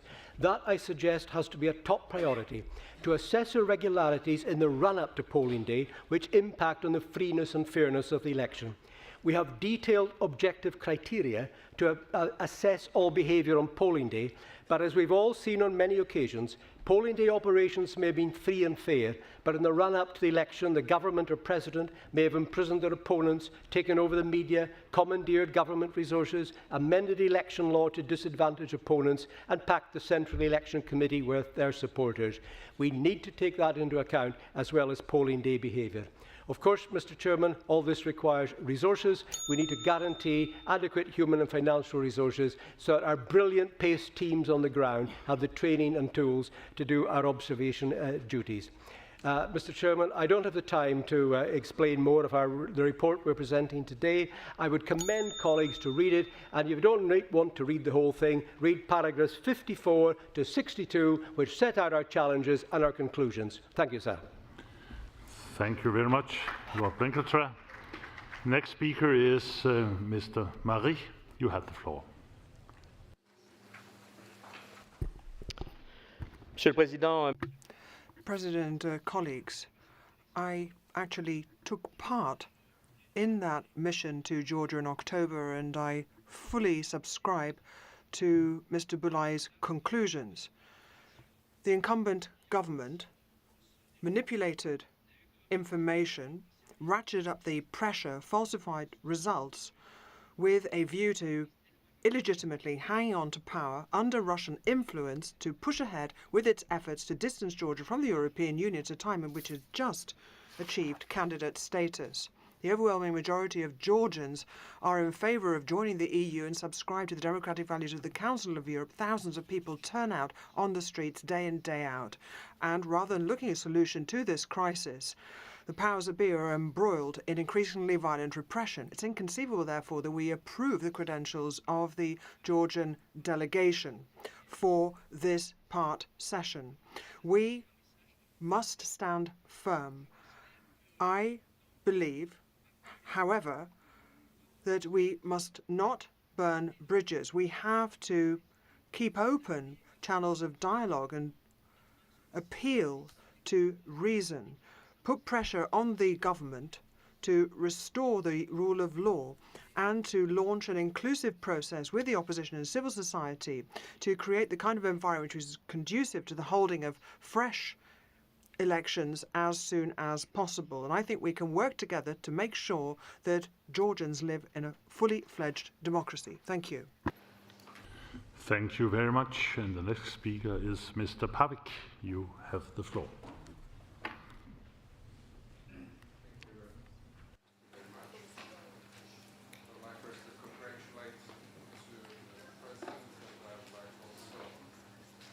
We still need your microphone to work. Thank you very much. Yes, it's better. First, I would like to congratulate to our president, and I would also like to thank Mr. Zingelis, who reminded us today about 80th anniversary of Auschwitz. Croatian Prime Minister was today with world leaders in Auschwitz. It was a pleasure to participate in Luxembourg on the Standing Committee and meet Her Royal Highness Grand Duchess of Luxembourg. It was also a pleasure to exchange views with their ministers and to have debate on security and raising democratic standards in member states. I know that Georgia is in the focus today, but we showed in EPP by standing today our view, but I would like to concentrate on the Western Balkans countries and give them support on the European path. Following meeting of Ursula von der Leyen that was initiated by Croatia in March last year, Prime Minister Rutte and Prime Minister Plenković, Bosnia and Herzegovina opened negotiations on EU accessions. We support the European path of Western Balkan countries, and the rule of law reports are connected with the reports of PACE. There was, in December last year, EU Western Balkans high-level summit with support of highest level of leaders, and I'm glad the European Union established €6 billion worth instruments called Growth Plan for Western Balkans, which we also use for reforms. Finally, we must not forget our Ukrainian friends and their fight for democracy. President Zelensky was in Dubrovnik last fall for the Southeast Europe Summit, and we are grateful to host Prime Minister Šmihal this Wednesday in Croatia, who will address Croatian Parliament.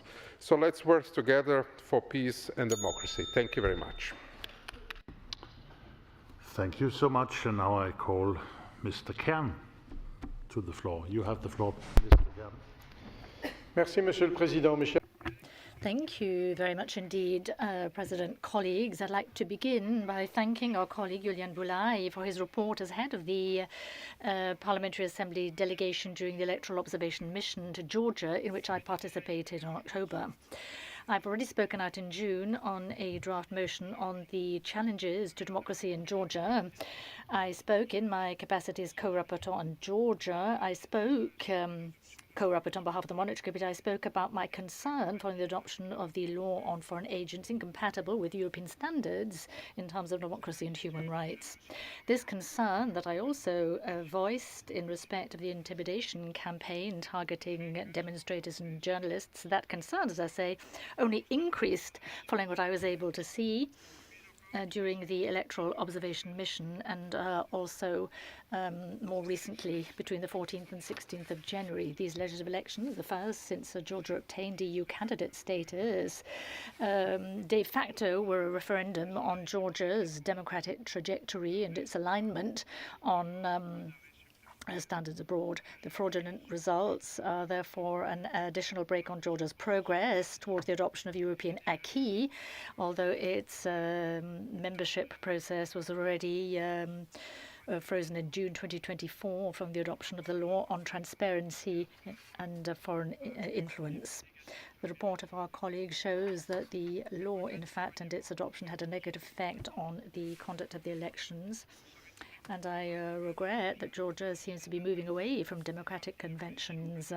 In the campaign rhetoric of Georgian Dream, it threatened banning opposition parties were it to be victorious in the elections. If such a measure were to be adopted, it would greatly compromise Georgia's commitment to uphold values as member of the Council of Europe. The Council of Europe must therefore intensify its political dialogue with the Georgian authorities in the hope that the country will return to a path towards greater democracy and strengthening of the rule of law. Thank you. Much, Claude.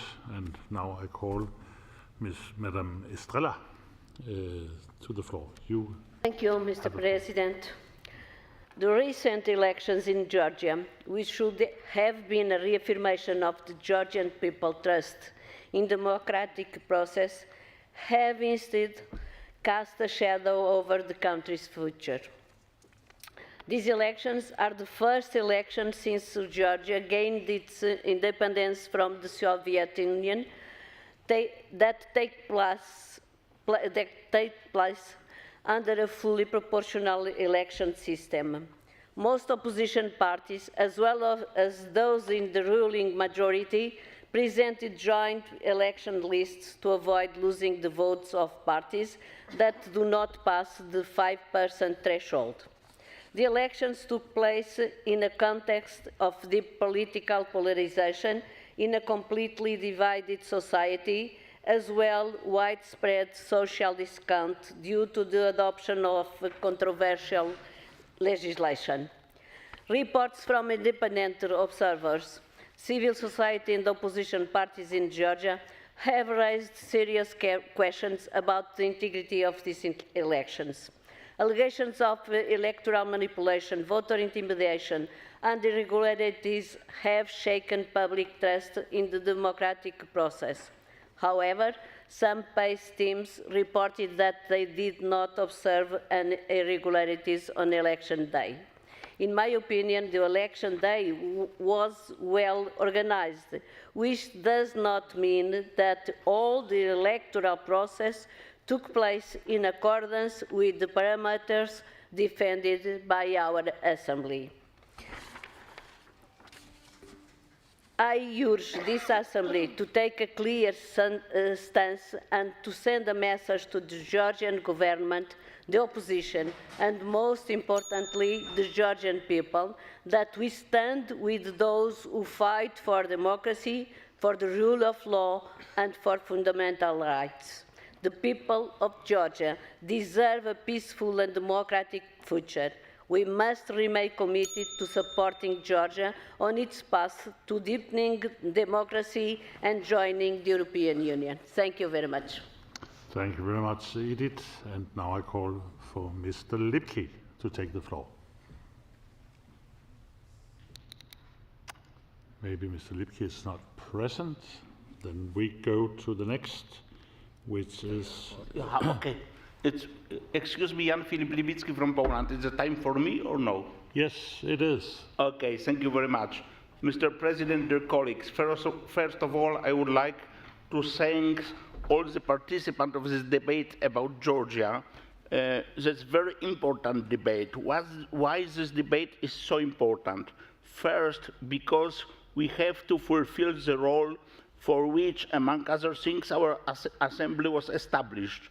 Our discussion clearly indicates a significant violation on the impartiality of the electoral process in Georgia on October the 26th last year. And our assembly was established especially for looking at the electoral process in the member states. If this electoral process is justified and transparent, these are the most serious accusations that we can bring against the organizer of the electoral process in the democratic countries. And they are justified, these accusations, about the Georgian government. But our discussion is important also for another reason. Julian Bulaj talks, among other things, about the deep social division in Georgia. Where does the division come from? For citizens of all countries that emerged from communism, that is obvious. This division comes from differences of opinion on which direction citizens want their country to go. Should it move towards the countries represented in this assembly, towards the countries whose authorities are democratically elected and values such as the rule of law, which are the essence of this assembly, are respected? Or, let's put it clearly, towards the countries that are in the Russia's zone of influence, where the democracy and the rule of law are simply out of the question. We saw this trend yesterday in Belarus and in 2004 in Ukraine, and we should support all the wishes of the Georgian people. We must support, we must and should support it. Thank you very much.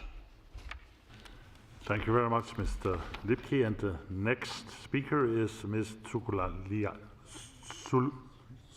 Sulukiani. I hope I was right there. You have the floor.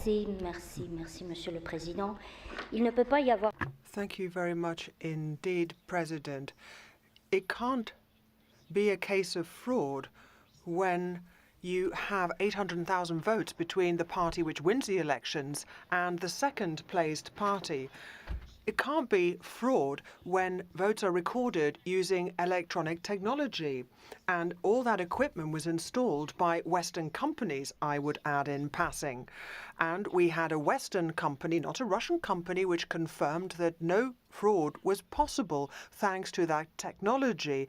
If there were any irregularities. There are only inquiries opened in 8 different cases. So what is going on here? Well, the fact of the matter is that people don't like the result of the election. Since 2022, we've had the impression in Georgia, and I'm not the only one to say this, that people are trying to punish Georgia at all costs. We've got more than 20% of our country which continues under Russian occupation, and people still call Georgia pro-Russian and are seeking to shut us out rather than keep up the dialogue with us and to help us out. Now, the EU already adopted a punitive position in 2022.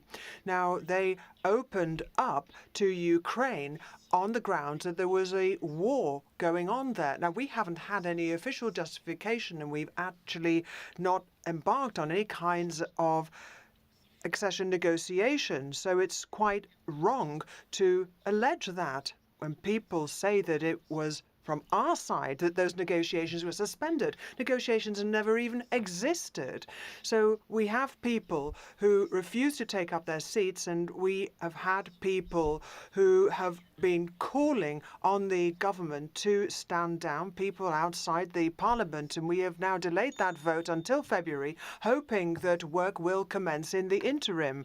And certainly we would ask you to respect our delegation in the chamber. Opposition parties are refusing to take up their seats, but they've actually already cashed their checks, which were due to them as that part of their term of office, 2 million to date. Now, we want to have a promising situation in Georgia. All we're asking for is dialogue, but there's been no discussion so far, unfortunately. And now the next speaker is Mr. Xavier.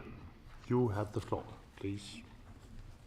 Chairman, it is already evident that the signing of the so-called peace treaty does not align with Ilham Aliyev's motivations. His motivations are far from peaceful. The foundation of Azerbaijan's post-Soviet period is rooted in an anti-Armenian paradigm. In its confrontation with Armenians, the Azerbaijani dictatorships began the search for their own national identity. National chauvinism and xenophobia remain defining drivers of the authoritarian Azerbaijani authorities' actions even today.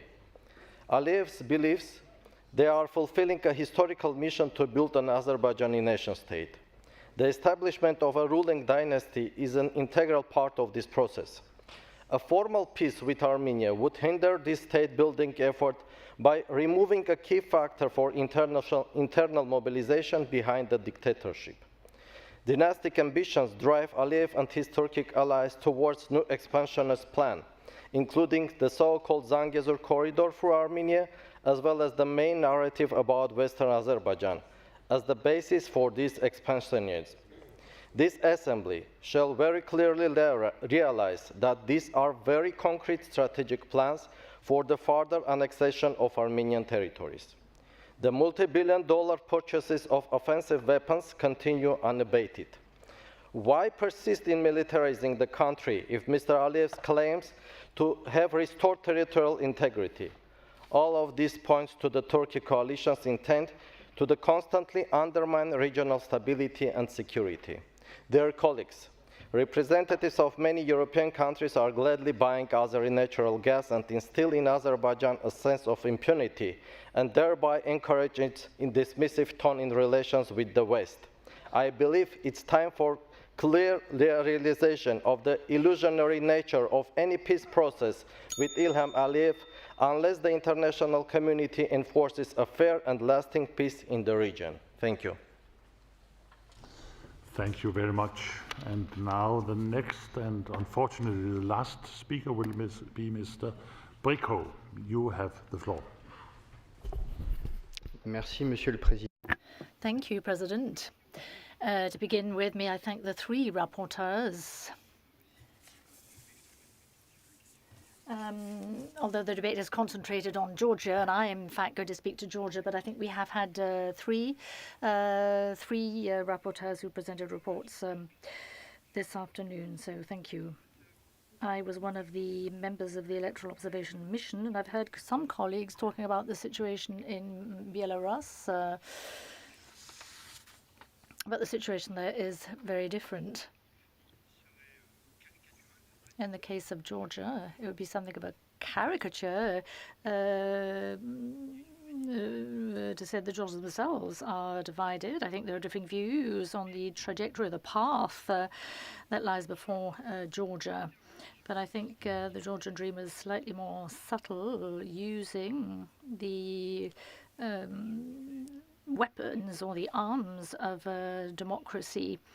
As we know, the law on transparency and foreign influence was enacted shortly before. We've seen the role played by the Central Electoral Commission that was able to mediate, and as we saw on polling day, there was intimidation, pressure being brought to bear, cameras installed inside polling stations, procedures that were rushed through in the presence of observers. So not everything was complied with. We've seen demonstrations, repression of demonstrators, measures adopted to dismiss civil servants in order to put others in their place, hegemony exerted by one political party, which enables us to call into question the way in which these elections were conducted, which stood in the way of free and fair expression of the variety of opinions of the Georgian people. Brico, and I'm sorry that I now have to interrupt the list of speakers. The speeches of members on the speakers list who have been present during the debate but have not been able to speak may give their speech to the table office for publication in the official report. And I remind colleagues that the typewritten text can be submitted electronically, if possible, no later than 4 hours after the list of speakers is interrupted. I now call on Pablo, Mr. Hispan, to reply. You have 3 minutes, Pablo. Bueno, muchas gracias.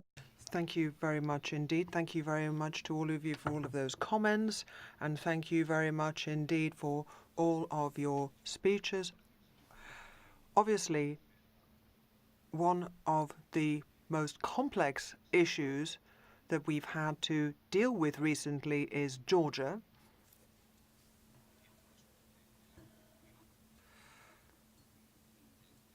It's something that's been going on for some time. We were already looking at it last year, and we realized this morning, of course, that this is something which is set to occupy us for some time to come. So the challenges are what they are. We've got issue of Ukraine as well. There again, the Bureau, of course, has taken note of recent developments and all of the different factors, of course, that we have mentioned in the course of this debate. And all of these are likely to concern the Bureau for some time to come. Thank you very much, Mr. Hispan. And then it's Ms. Sandra Kalina Lukasiewicz, who have 3 minutes also. Sandra. Thank you, Mr. President. And first of all, I would like to thank all the speakers who contributed to this very valuable debate.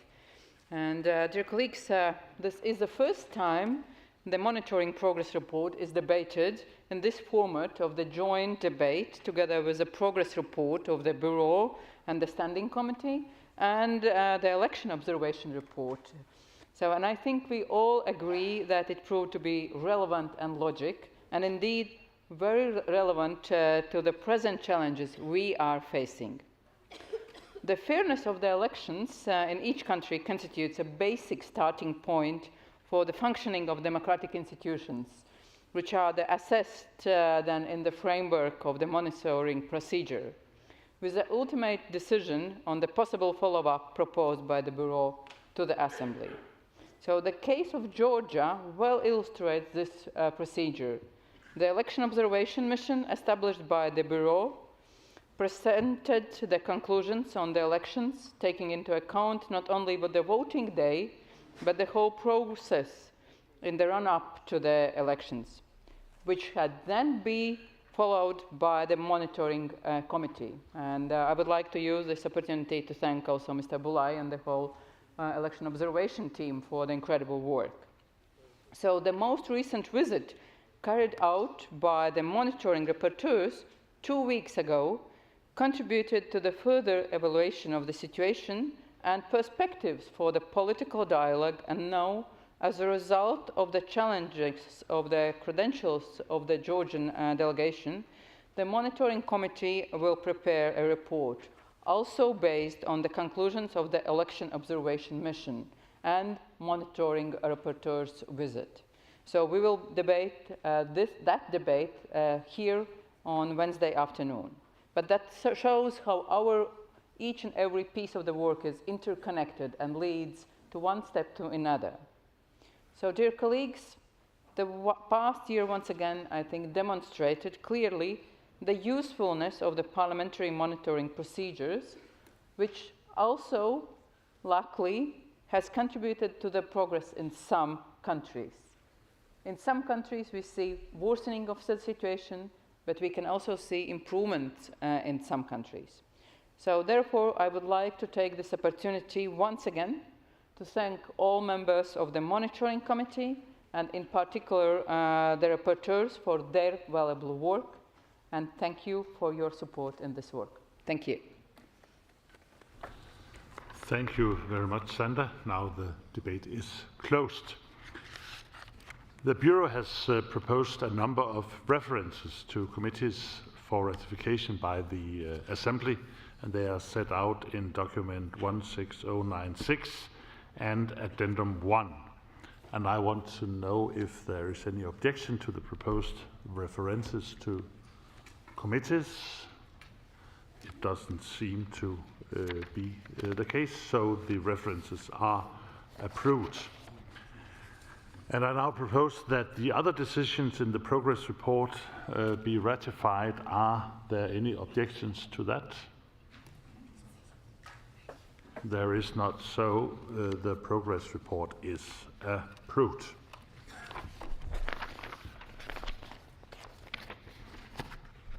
The Monitoring Committee has presented a draft resolution to which 7 amendments have been tabled, and they will be taken in the order in which they appear in the compendium.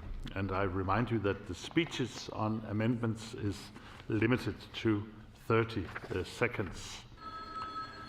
Any amendment which has been rejected by the committee ceased for report by a 2/3 majority of the votes cast shall not be put to a vote in plenary and shall be declared as definitively rejected unless 10 or more members of the Assembly object to that. And I understand that the chairperson of the committee wishes to propose to the Assembly that amendments 1, 2, 3, 4, 5, 7, and 6 to the draft resolutions, which were rejected by the committee with a 2/3 majority, be declared as rejected. Is that so, Ms. Lukaszewska? You are nodding. All 7 amendments were rejected. Okay, so if no one objects, I'll consider the amendments to be rejected. Is there any objection? There is an objection. But we need 10.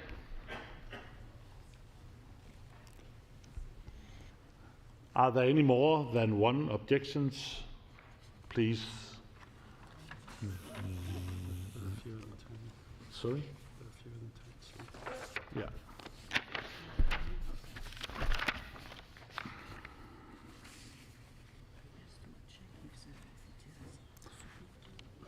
But there will be 10? Or?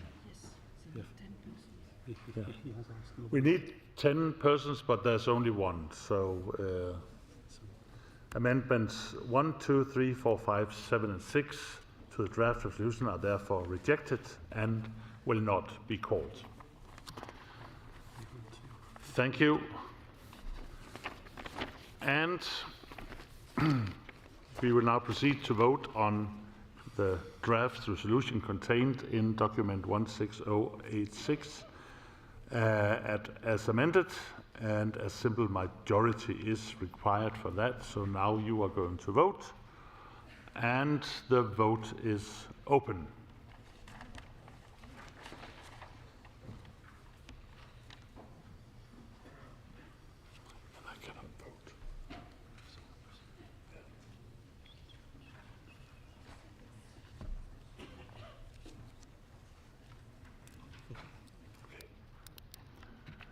And now the vote is closed, and I call for the result to be displayed. Yeah. The draft resolution is adopted. Thank you very much. And this was it for today. The Assembly will hold its next public session tomorrow morning at 10 a.m. with the agenda which was approved earlier today. Thank you very much. The sitting is adjourned.